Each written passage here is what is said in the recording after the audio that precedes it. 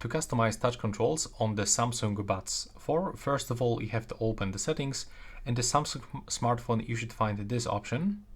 In the other Android devices, you have to open the Galaxy wearable application.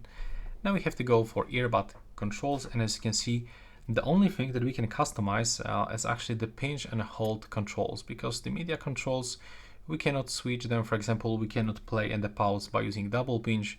It's not changeable.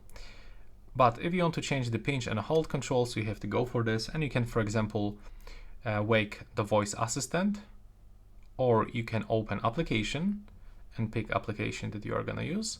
Or for example, you can switch the noise controls, and you can customize what kind of the noise controls you want to switch. So if you want to only switch between the ambient sound and the noise cancellation, you have to unselect adaptive one and the noise controls, and you have to click done. And that's basically everything, because those other controls for calls are not for customization. We can just only turn them on and off. And that's all for that video.